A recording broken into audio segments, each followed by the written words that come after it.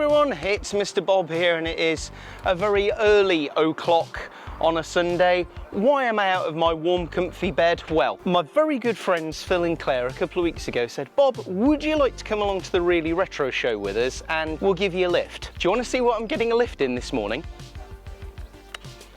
Oh, mama! Yes, my ride for this morning is Phil's DeLorean, and look, there's another. And our following car today is going to be this absolutely adorable little Renault Twingo. Ah, today's starting well. Oh my gosh.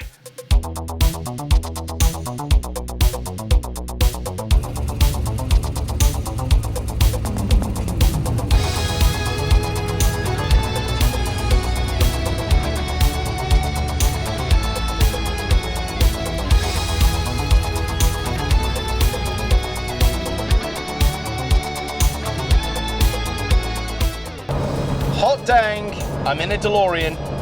Look at that, that is such a period view of the world. Imagine it's the early 80s. What would be a very 1980s profession, Phil? What do you think you'd be doing if you bought one of these back in the day? Private investigator, PI, stockbroker, some kind of yuppie profession. Real estate. Computers. You'd have gone into computers probably, wouldn't you? You'd be a forward-thinking kind of person. Either way, you would, in the words of John DeLorean, be living the dream in the DMC-12. I'll tell you, honestly, 40 odd years on, this is still an experience. Any car that's had the Lotus input on it, you have this big central backbone, which is where the central chassis is. You sit low in these separate tubs. It's a real experience, especially when there's another DeLorean directly ahead of you. How often do you see this? Well, you probably see it quite regularly, don't you, Phil? This is probably quite a normal experience for you, isn't it? Not unusual. Not unusual. Nice.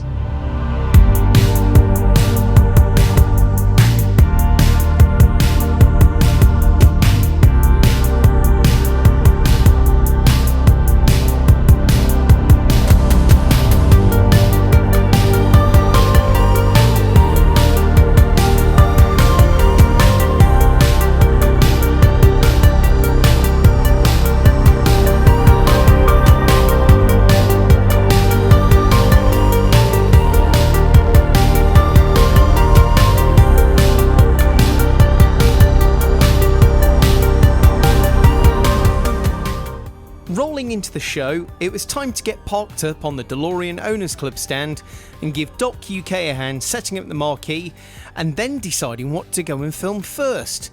It was a sweltering hot day, and if some of the video isn't razor sharp, apologies, as both me and my camera were suffering a bit with the heat.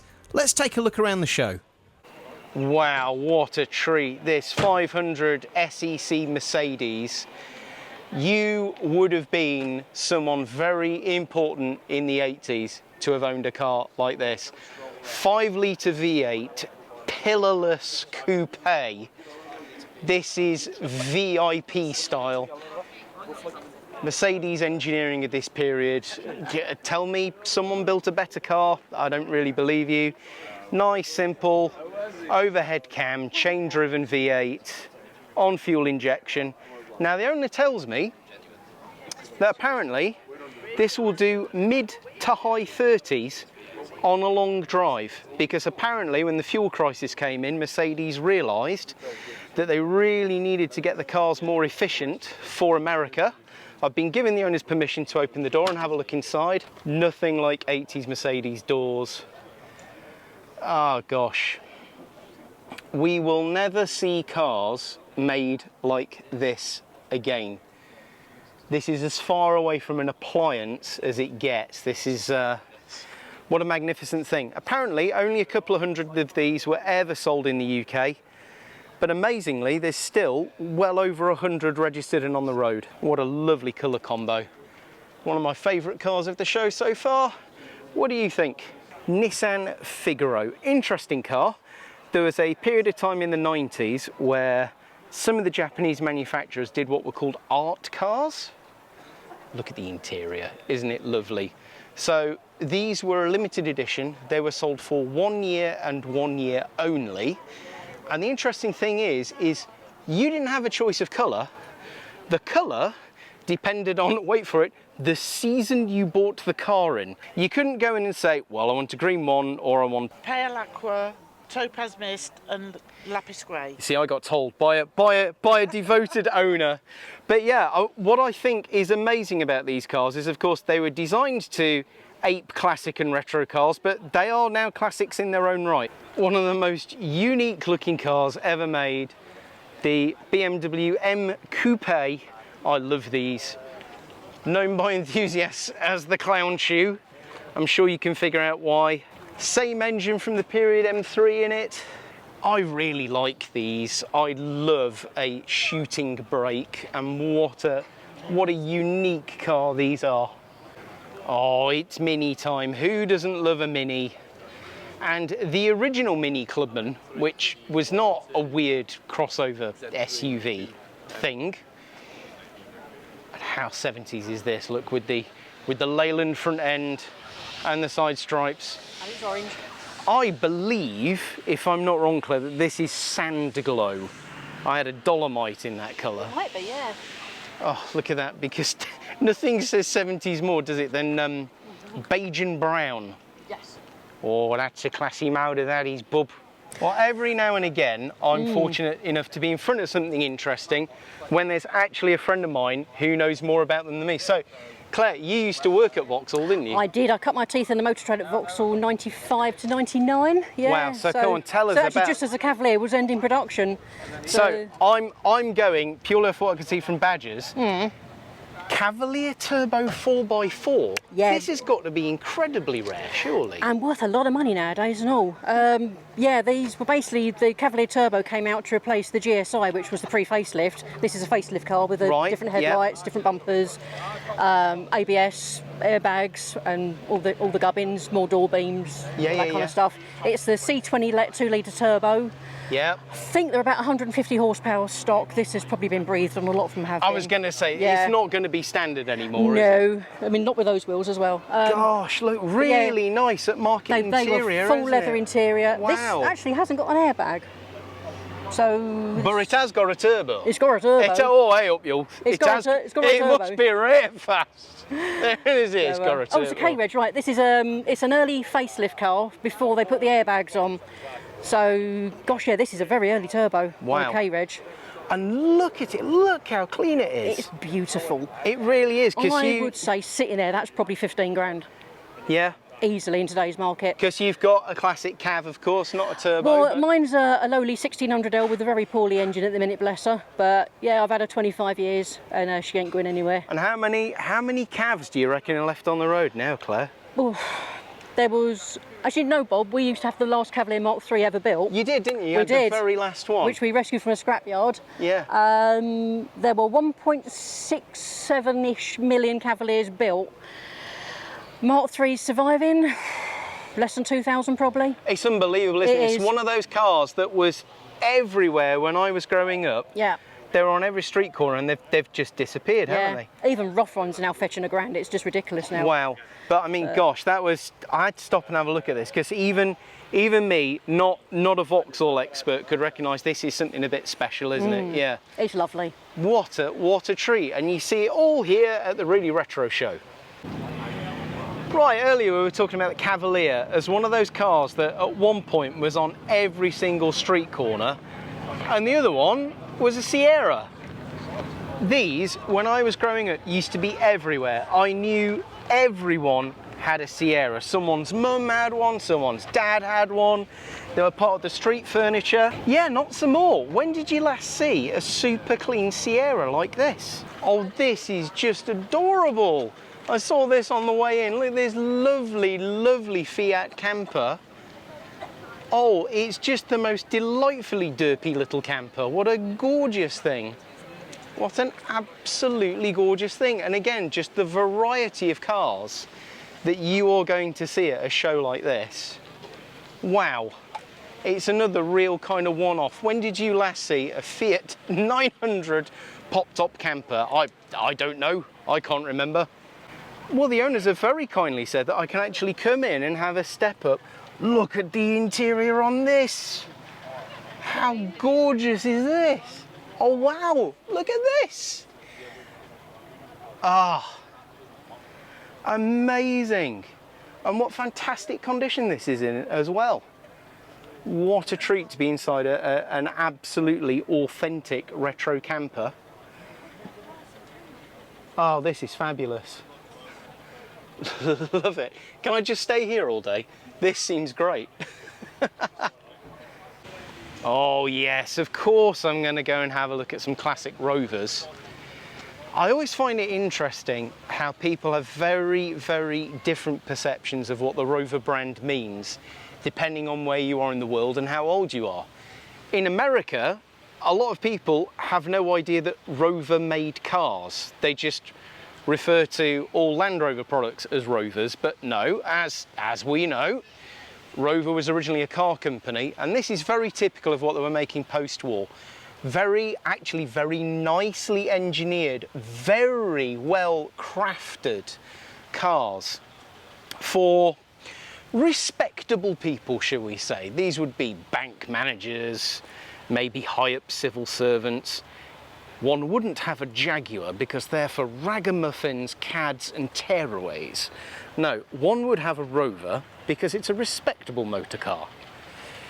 Here we go again, very typical of the time. And then of course, probably the Rovers most people of my age remember are the 90s cars like the 25, the Rover 800 in near Alan Partridge spec there, minus cock pass Babtridge down the side. And then of course some lovely Landies down the end. Who doesn't love a series Land Rover? I love a series Land Rover. I've owned them, love being with them. Beautiful little short wheelbase Series 2 next to a Series 3. Happy to see some Landies here at the show. Right, blimey, it's hot. Wowee, is it a scorcher here? I'm going to carry on filming before I burn up, but good grief, fantastic turnout today.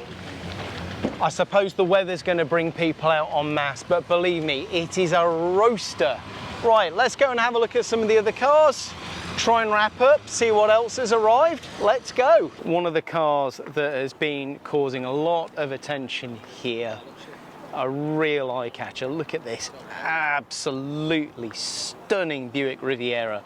I'm guessing on air because of how it stands, but do you know what, when it's kind of a VIP spec car, yeah, there you go. There's, oh, not just on air, I'm guessing hydraulics because of the box, the controller there.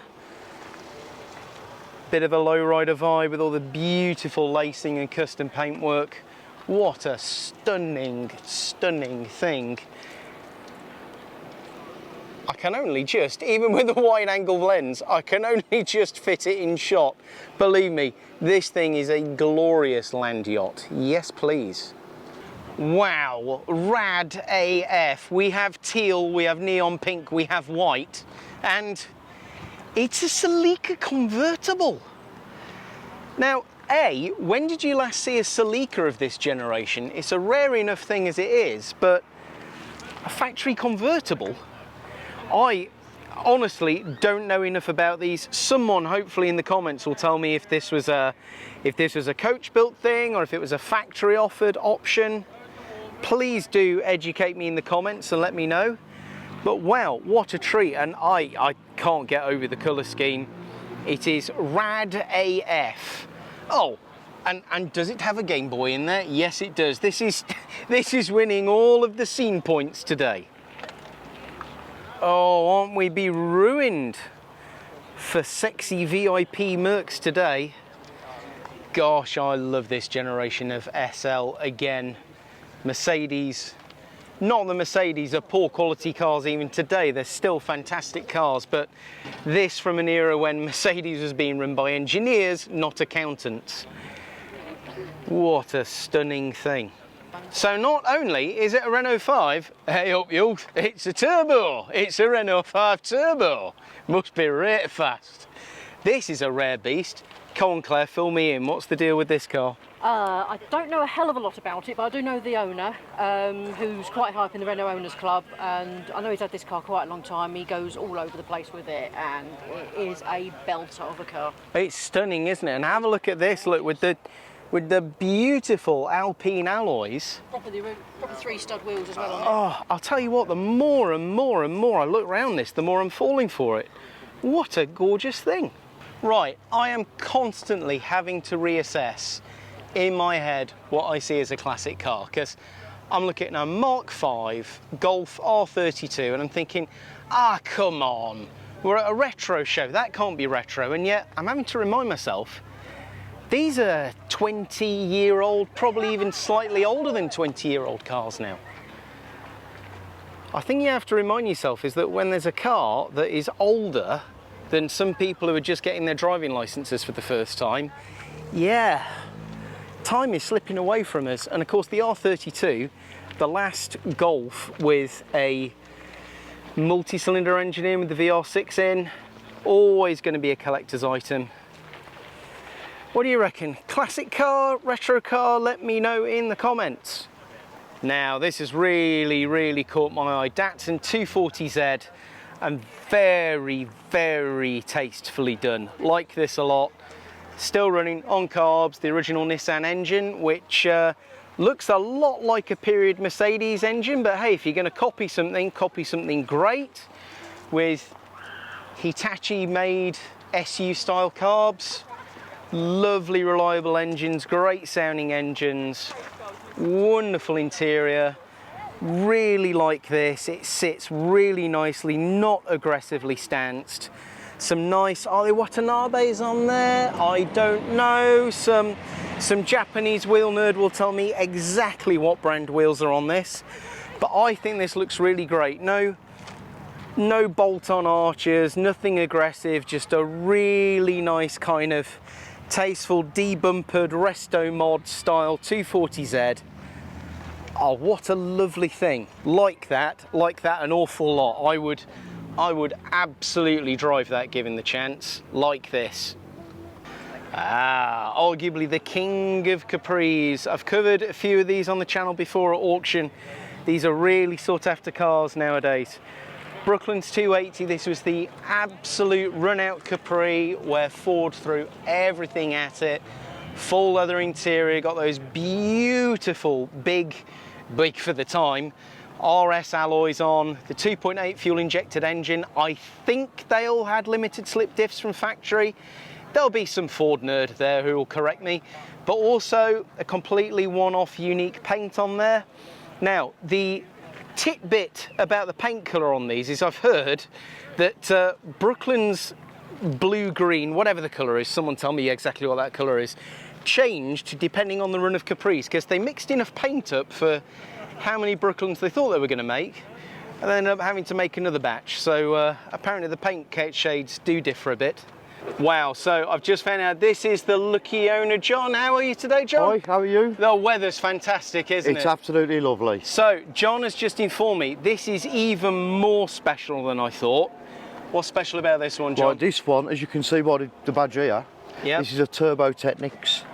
Roughly 200 of them ever made. Wow. So, of course, Turbo Technics did a lot of kind of factory approved modifications in the day, didn't they? Turbocharged Factory approved cars? on. This was one of the original 200 brake horsepower Capris as well, which is so that rare. That was a lot in the day, wasn't it? Back in, what was this? D87? Yeah. 87, that would have been a lively car back in the comparison to today's power, it's not a lot, but when you was in it this morning, it still made you smile, which is the main thing. I bet that's what it's all about, isn't it? So you're telling me as well, this is a really low mileage kind of survivor car, right? 9,000 miles from new. No, 9,000 miles? Yeah. Some of the MOTs have got 1 mile from year to year. Good, great. So has this ever been restored? Never been restored. So this is a genuine survivor factory car. Wow, and as John just told me off camera, this hasn't, the engine bay on this hasn't been kind of fluffed up for a show. No, this is very original. You've got all the wax oil all in the corners. Wow. It's all as it should be. It's not messed about with, it's just left as you should be. Well, I'll tell you what, viewers, I reckon, and I'm not ashamed to say this, John, I think this might be the most special Capri that I filmed on the channel so far. I can't imagine seeing another one like this again. I'm not being big-headed, but I think you'd struggle. Yeah, I've been in the Capris all my life, and I paid a lot of money for this car. Yeah. I paid £60,000 for this car. Okay. 2 years ago. Dude, you probably heard the involuntary shriek, but Yeah. where are you going to find another? One. You're Where not are you going to find another? Maybe it's Yeah. 9,000 miles, never restored. Yeah. Find me one. That's incredible. You won't find and one. well, I have to say, because I cover some of the auctions on the channel, and I've seen just regular Capri Brooklands, even barn finds, the price is sky high at the minute. So yeah, of course, it's a lot of money for a Capri, but like you say, where are you going to find another one like that? And at the end of the day, if you're lucky enough to be able to afford it, and it makes you smile, does it matter whether it's a £100 old banger or a £100,000 Ferrari? You can't take it with you. No, and as long as you're smiling, that's all that matters. Oh, John, thank happy. you so much for sharing this car with us. That's an absolute treat. You No have a problem great at all. day, sir. And you, chap. Nice Thank meeting you. you all. Well, crikey, it's the MR2 Drivers Club with every single generation of MR2 there is. So we go right back to the original wedgie one, my favourite. Love these original MR2s, which of course had the really lovely 4AGE twin cam in. These are a cracking little engine. I would say one of the best mass-produced 4-cylinders of the period, absolutely. And fabulous interiors. I mean, look, I've come in a DeLorean today, but if you want a little bit of that 80s style, if you want a bit of that kind of wedgy futurism on a budget, you could do a lot worse than a first gen MR2. And then the second gen, very much of the period when everyone went to this kind of bubble design language. I think these are quite underrated cars. Again, famous with the T-tops, that debuted with the Mark 1 generation, aging really nicely. And then we move over to the third gen MR2, which changed a lot. These became the MR2 Roadster, very different kind of car. But again, I think these are quite underrated. You can pick these up for not a lot of money at the minute, and I have been very, very curious about trying a third gen MR2. If anyone fancies chucking me the keys to one to have a go in one, I'm there. I can't walk by an AE86 without going and having a look. Here you go, we were over at the MR2s earlier, same engine, the wonderful 4AGE twin cam. Interesting car this, last Corolla to be rear wheel drive, and of course has earned sort of legendary status as the initial D car. So prices of these now are absolutely sky high, but what a super, super clean, lovely, tidy engine bay on that. What a lovely example. So when we're talking about exotic cars, a Vauxhall Belmont Jubilee may not be what you think of as an exotic car. However, I have been reliably informed that this car right here is the very last Vauxhall Belmont Jubilee in existence. It's the last one. Yeah, what do you say? I mean, this needs to be at Festival of the Unexceptional, doesn't it? This is exactly what that show is all about.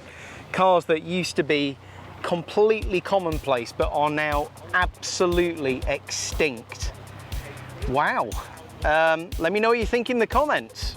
Wow, what a scorcher we have had today at the Really Retro Show. What an amazing experience to travel down by DeLorean as guest of the DeLorean Owners Club. Thanks so much for everyone that invited me. What was your favourite car of the show?